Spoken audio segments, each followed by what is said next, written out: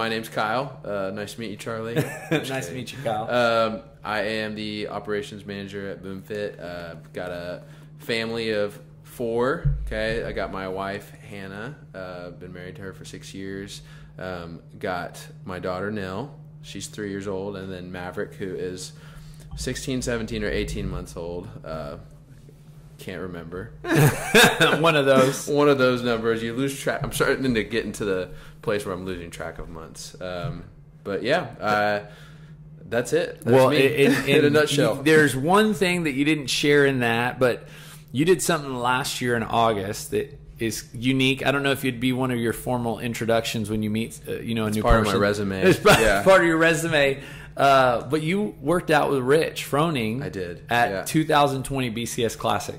I was gonna say that, but I didn't. I wanted to set you up. Well, when Rich introduces himself, he always says, "And I worked out with Kyle Boek in the 2020 BCS Classic." So it's only fair if you do the same. Okay, I will from now on. Yeah, Kyle, thanks for making time for this and just sharing about that experience. That's kind of really what I want to talk about today. Mm-hmm. We've got the BCS Classic coming up.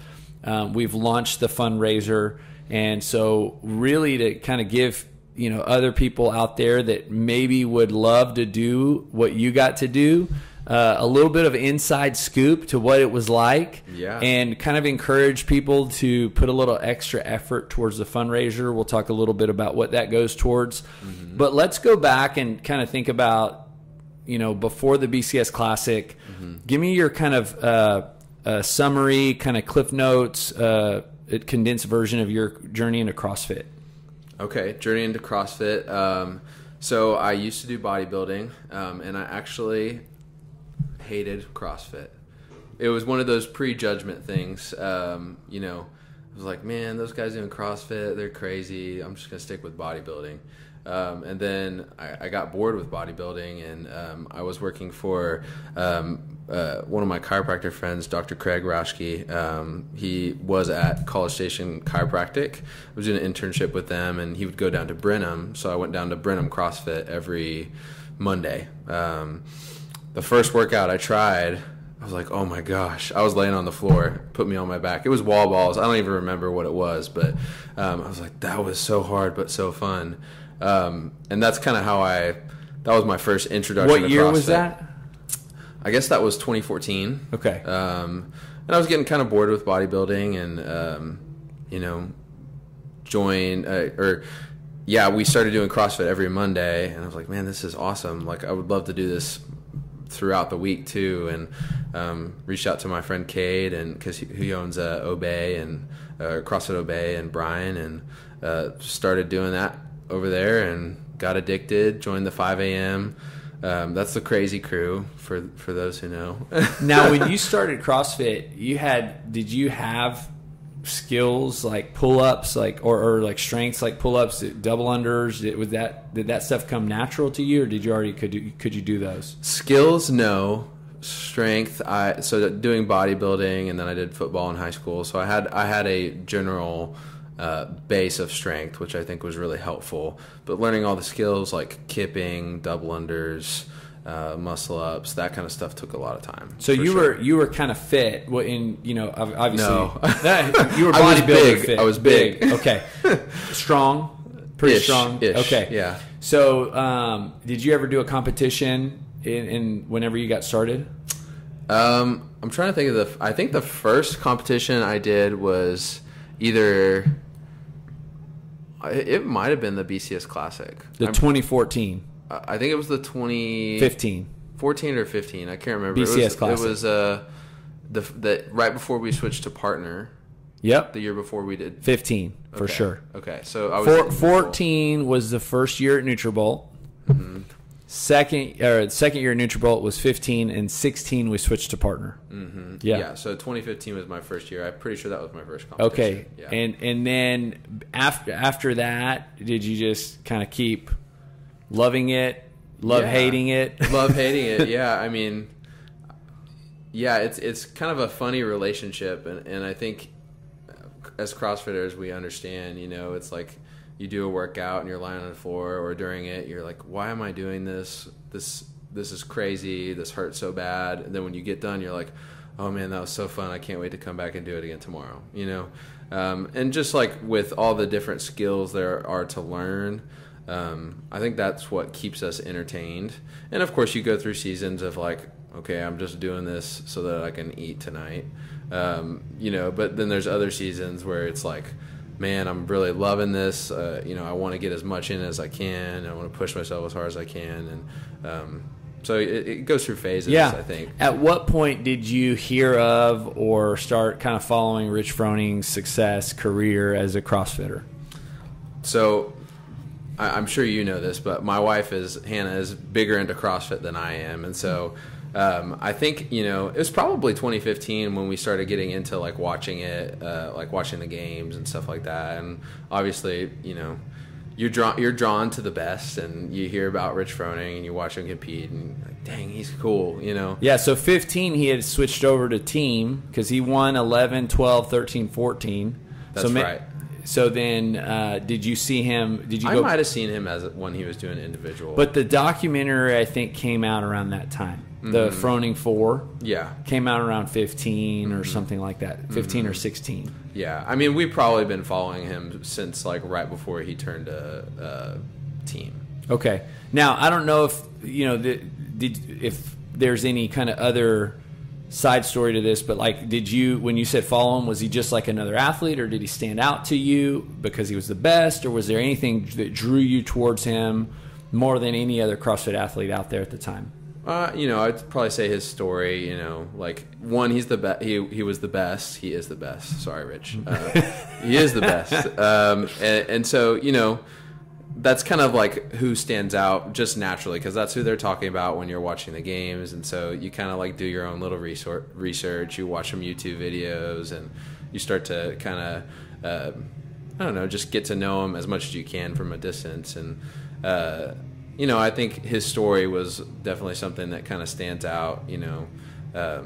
Which part of it? Well, like his kind of ascent and then that descent from the rope, you know, and kind of his come to Jesus moment, and, you know, living for himself, and then kind of giving his life, rededicating his purpose and his life to God. And, you know, I think we can all kind of identify with that, but definitely I did, and because that's part of my story too. And yeah, he's just a good dude. Yeah, he seems like a good dude. And probably at that time, never in your wildest dreams did you think you were ever going to work out with him. No.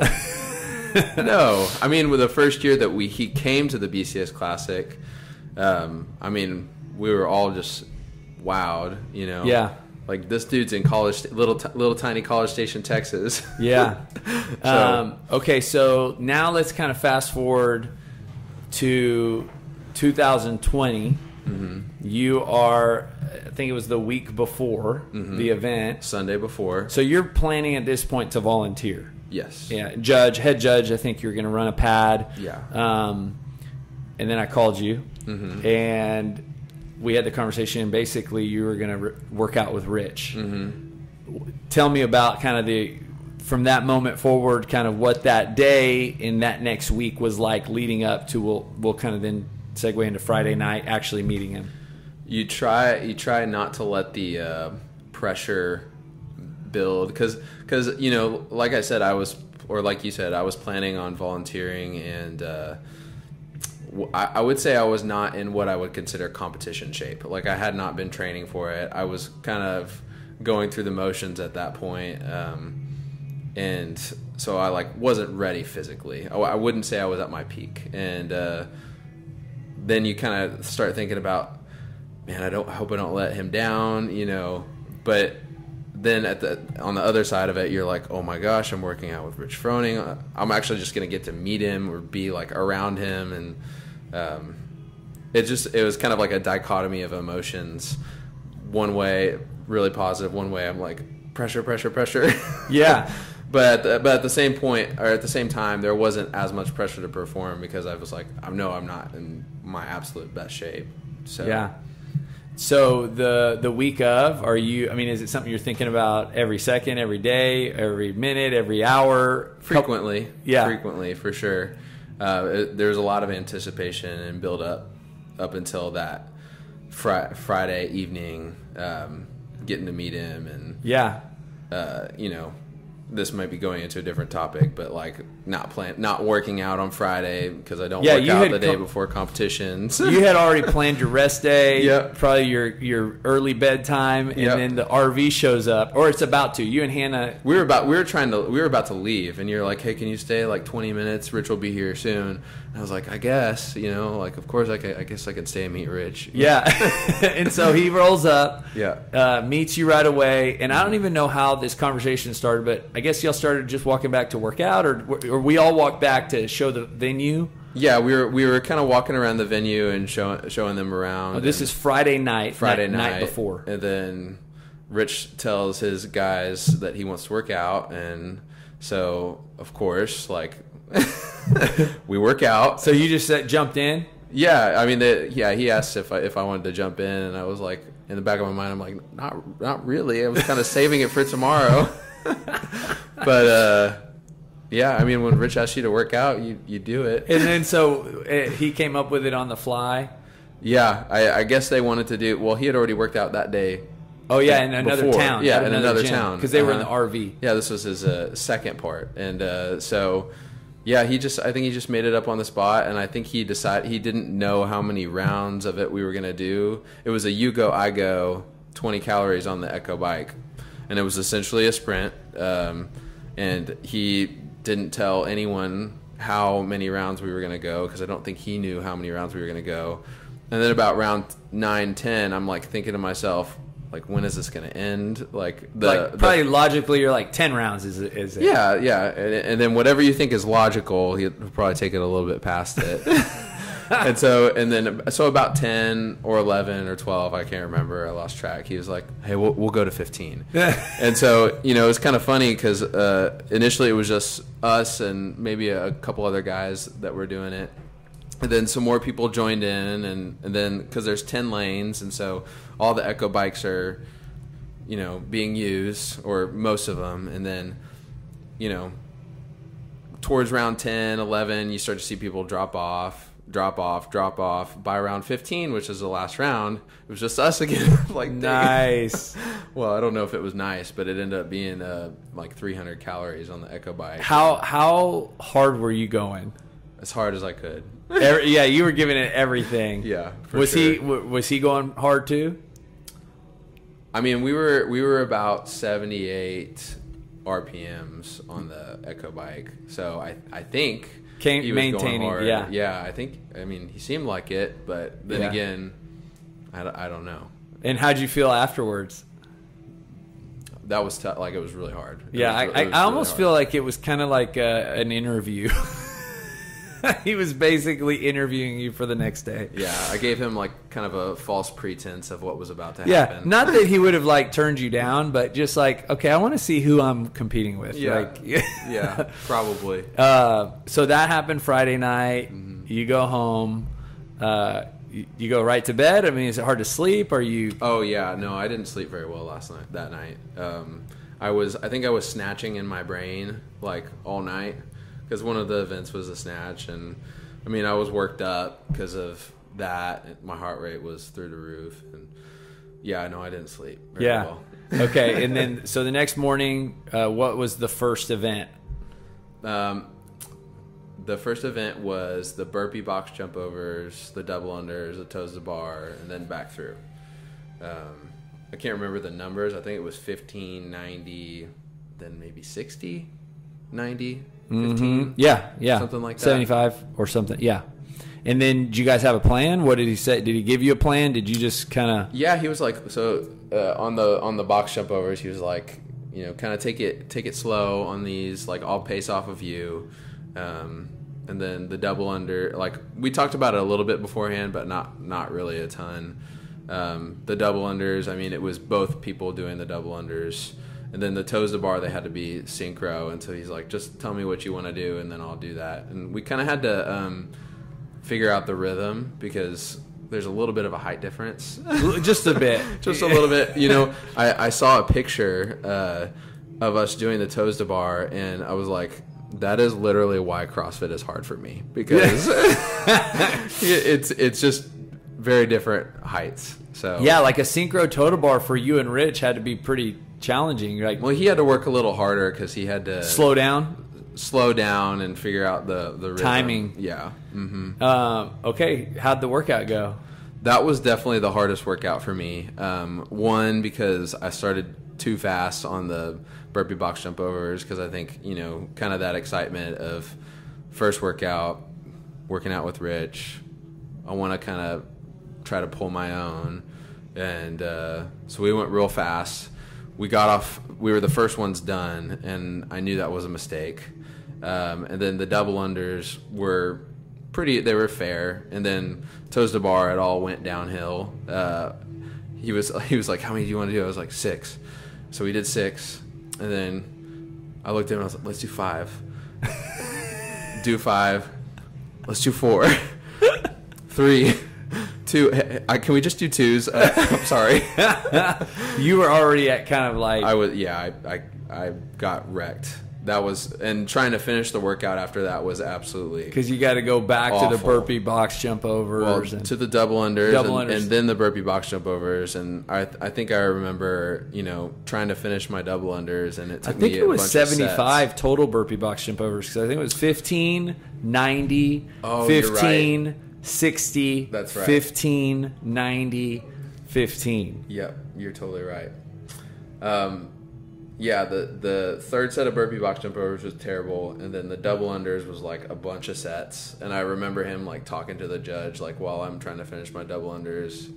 He's like, it doesn't even look like he's breathing hard. Oh yeah. And then the last set was just finish, and then I laid on the ground, and then I think I disappeared, and he texted you and asked if I was okay. And he's like, he texted me, he's Kyle, all right? Because I think you just totally like. Yeah, I fell off the map after that workout. Oh, man. Okay. Went and hid in the corner. So you regrouped. Yep. And yes, had a couple hours. Mm-hmm. Did you have anything to eat or? Yeah, I can't remember what I had. But and then you guys met up for what was the second event, which was what? Wall balls and rope climbs with the running. Yeah. And, at that point I was like, man, I totally dropped the ball on that first workout. That was hard, and I was really hurting after that one. I think I just totally paced it wrong in every single way. But wall balls and rope climbs typically go better for me, for the taller people, and we did a lot better on that one, and it felt very redemptive. Did y'all have a strategy? Was there kind of any game plan? Yeah, it was like 40 wall balls, and then let's switch. Okay. And so, and 40 unbroken? Well, I didn't do 40 unbroken. He did 40 unbroken. I think I did 20-20 or something like that. Yeah. And then it was just do as many rope climbs while the other. That was kind of one of y'all's best workouts, right? Yeah, I think we did fairly well on that one. I think we've finished first in the heat. So. Now, did you guys warm up before these workouts? Would y'all meet in the warm-up arena? Yeah, we did, and that was cool. It was just a chance to get to chat a little bit with him and kind of talk a little bit about the workout, and we get to hang out with the other guys that went along with him, and so that was really fun, just getting to know the team, and got to chat with Rory a lot, and got to chat with Brian. And so it was fun. Yeah. So, and we'll talk about the third workout after this, but when you talk about kind of getting to know him, I think that's probably one of the coolest parts of this experience, right? Mm-hmm. Is you get to know Rich throughout the day. Mm-hmm. And I had the same conversation with John Devlin, who year before was his partner. When you think of Rich Froning pre-BCS 2020 mm-hmm. and who you had seen from afar, mm-hmm. and then you actually experience getting to know him, like, tell me, do what you thought and what you got to know align? Are they similar, different? If so, how? I think it's just like it's kind of like meeting a celebrity, it's you have an idea, or you think you might know kind of who they are, it's also like kind of intimidating to interact with them at first. You're like kind of a little starstruck. But I think as the day goes on, and we share this thing called CrossFit, and it's when you kind of bond over something like that, or like just working out with people. Think about CrossFit communities. It's like you build relationships with people, and it makes things easier, you know. And so I think that's kind of like what happened, you know, me being kind of starstruck, but getting to work out with him and just seeing how awesome he was, and not making me feel bad if I was lagging behind. Like I remember on the toes to bar, like I'm like, man, like he's just waiting on me. He's like, dude, don't worry. Like, you know, take your time. You know, we're doing just fine. Just let me know when you want to go. And so just, you know, I think to answer your question, long way around it, who I thought he was, he's better than who I thought he was. Like you kind of get the story, and you get the story about him. Like he's got documentaries out there, you know, he's got a YouTube channel. But and you kind of think that he's a good dude, right? And he really is. He's a good dude. He's humble, simple, kind, like likes to work out, likes people. Is competitive, you know. He's just a good guy. So that's awesome. I think that's one of the cool things that I would say John shared exactly kind of in different words. But really everybody who has gotten to know Rich through the BCS Classic would say is kind of, you said it perfectly, he's better than what I thought he would be, in the way that, man, he's just like, he's authentic, he's down to earth, he doesn't think of himself any better than anyone else, you know. And when you just get to hang out with a person like that, but he loves CrossFit, he loves working out, he's competitive, all those things. So you just realize like he's a regular guy, you know? So one more event, you guys kind of hit the rope climb. You feel, it sounds like tons better after that. A lot better. Okay, yeah, definitely. You break. Then you guys get ready for the final event, which was this snatch, clean and jerk, row. Tell me a little bit about that event. Yeah, so I think I was a little apprehensive about that event. I felt okay about it, but I know, like myself, after 3 workouts, I'm probably not feeling awesome. And then I had practiced it with the Echo bike, I think more so, because whoever gets on the Echo bike and then goes into the machine, the clean and jerks or the snatches, kind of has it worse. 30 calories. Yeah, it was. And 30. You got to choose one of you. One person is doing both, or one person is doing one of them. So both people are working, right? So it's the 30 cal row, 30 cal Echo bike, and they're being done at the same time. And you did the Echo bike. Well, in the practice. Oh, but workout. In the workout, he let me start on the rower, and then we went to clean and jerks, I guess, or was it snatches first? Maybe snatch. I think it was snatch first. And you know, I think I was doing like 3s or 4s, and he 60? was doing 5. Yeah. So he's doing more than me, and he did the Echo bike first, and then we went back, and I was about to get on the Echo bike. He's like, "No, it's okay. Get on the rower." And I'm like, "Oh, thank you." Well, thank you so much. I mean, you're probably built more for rowing, and he's probably, you know, more than him. Maybe that's kind of what the strategy was in his mind. Here's my partner's 6 foot forever, or maybe he's just trying to be nice to me. one of the two. And then we went into the clean and jerks, and I think I was able to do 5s or something, and he was doing 6 or 7. And so it seemed like he was actually hurting a little bit in that workout. Oh, expand on that. What'd you see? Well, like I said, he was doing more than me. But I think he was also having some back stuff going on, and so yeah. I think he was like, "Yeah, thanks for taking a couple of those. I needed you to do that." And I was like, "Yeah, no problem." Sure thing, Rich. Anytime you need me to help out with some reps. Yeah. So you guys divided up, but was there a plan discussion before, or did it just happen that way? I think we talked about it briefly, but you know, it's like it's with him. It was like never like intense discussion. Like, this is how we're gonna do it. Let's stick to our game plan. It was like, hey, you want to do 5? I'll do like 6 or 7. Yeah, that sounds good to me. Yeah. Whatever he told me, I was like, yeah, that's great. Yeah. When you watched him do that part of the workout, like clean and jerk and snatch, I mean, did you have any thoughts? Like, was it smooth? Was it like, you know, just easy? Oh yeah. I mean, it's like you got 135 pounds on the bar, and it looks like he's just playing around with it. You know, it's every rep looks the same. You know, it doesn't look like he's struggling for sure. So you didn't feel like you had to coach him? No, I didn't. No.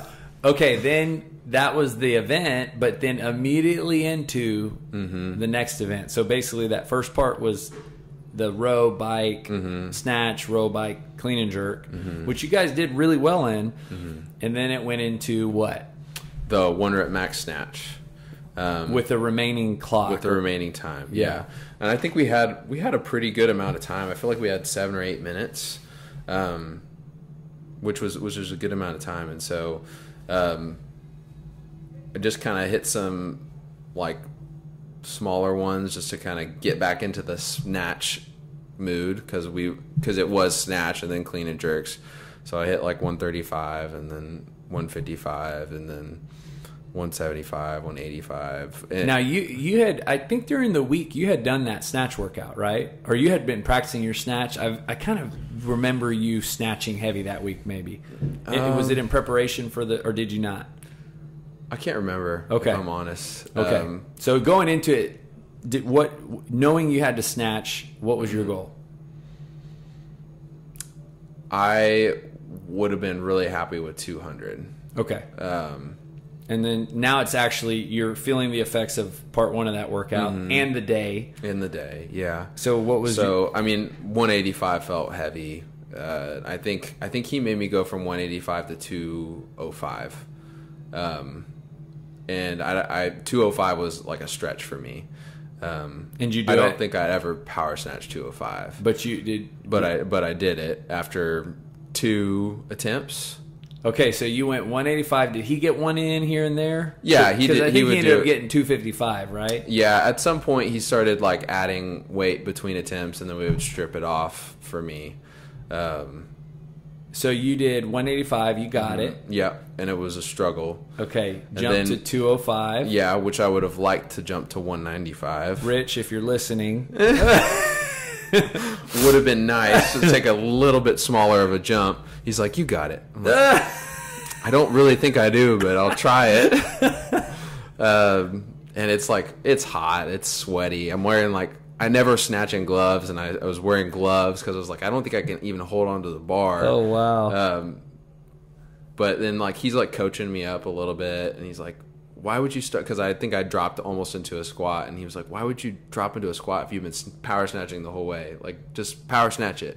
And so I think after 2 attempts, I got it, and it was okay. So you attempted 1, didn't get it, and then what happened in between attempt 1 and attempt 2? He didn't have to go. He did something in between. Okay. He did a rep. Something heavier. Yeah. We took the weight back off. And then 205. 205. Got it. Dude, that made for an amazing moment, and we got it on video. Yeah, and it's like, cool. I mean, it is probably one of the coolest, even the way that the video was edited. Yeah, Richard did amazing, and just like that was and I remember a little bit of Rich like really wanted you to get it. He did. You know, I could tell. Like I think I was watching it because I was right there. Kind of like he was like pointing his finger.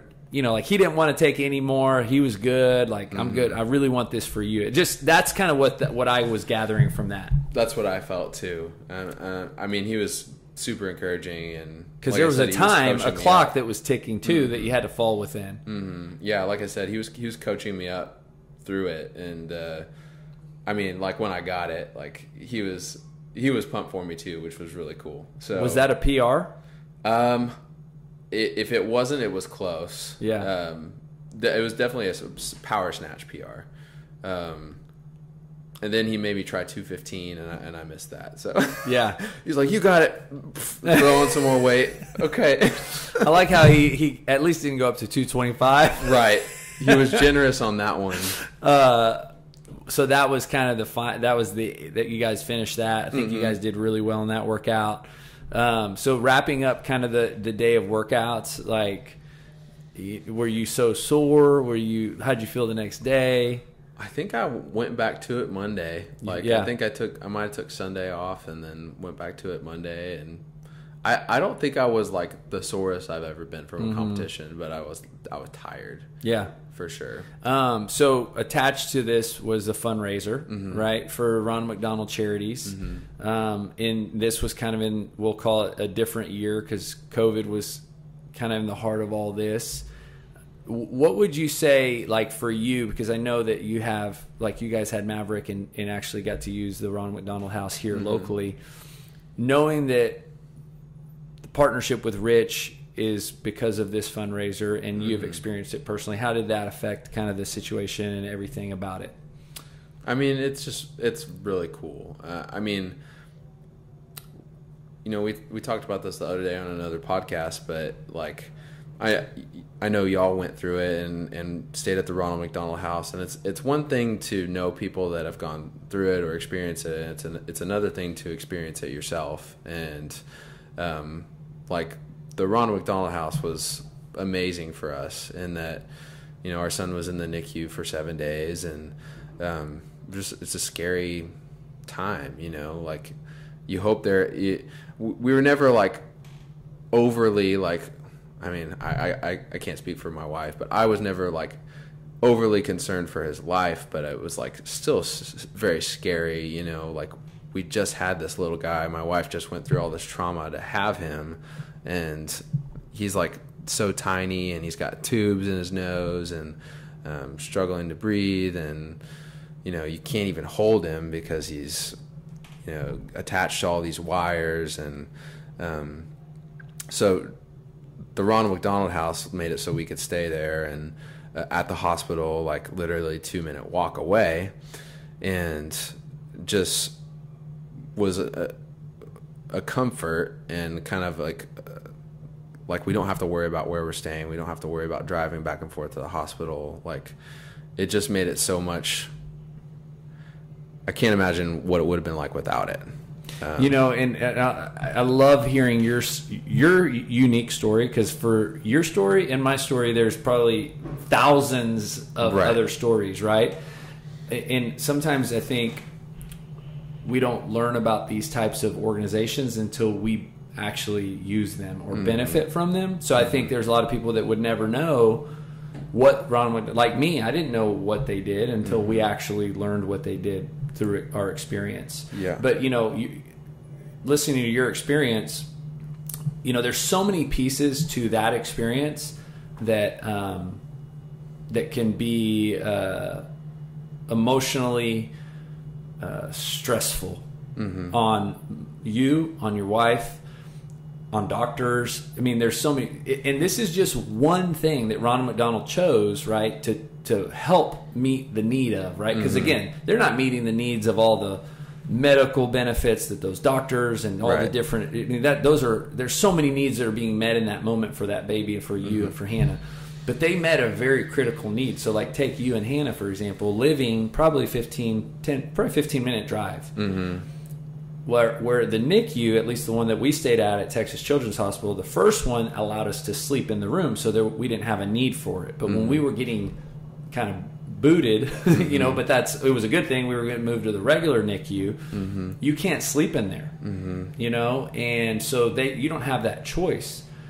So in that moment, it's like, well, Hannah has to make a decision, right? Am I going to, you know, where am I going to sleep? You know, where am I going to sleep? Or, you know, even Nell, your other child, where's your, you know, and for them, you didn't have to think about it, right? That's like, hey, here's this place that you can stay, 2-minute walk to your baby, you know, so if Hannah wants to hang out with the baby for, you know, all hours of the night, or wake up and go look at the baby, or, you know, in those cases, mothers probably don't even sleep, you know. Right. And I remember for us, the first night we were at Texas Children's in the actual CV ICU, cardiovascular intensive care unit, Alicia hardly slept. She was just staring at Ames all night, you know. So it's like, this at least gives Hannah the opportunity to rest, probably a little bit more peacefully than having to drive home and then feel guilty for leaving her baby. All those things, right? So I just want to kind of paint a picture for people listening to know that it's a really cool organization and they do a really cool thing. Plus, you know, on top of that, not even talking about this yet, the expense that could be, for 7 days, let's just say you're going to get I know here it's different, but at Texas Children's in Houston, there's hotels across the street, or, St. Joe's, if you got a local hotel, you're still spending $100 to $200 a night. You'd probably go home, but for us, it would have been in Houston, and we were there for 3 weeks. That could be a big bill that, for $25 a night, you're getting, and they're kind of also like, hey, here's some gift baskets. Hey, here's some food. Here's a kitchen. Here's a kitchen. Just, and the room is like very well, like it's homey. Yes. And I think one of the things like with this charity is like it. I don't know. Sometimes I feel like it can feel like kind of impersonal if you like give money to a charity, or like maybe you hear about a charity, but it's like, man, this is a charity that, and I know that most charities do, but it affects real people. It's like it's a real thing that happens, and it's very much an emotional.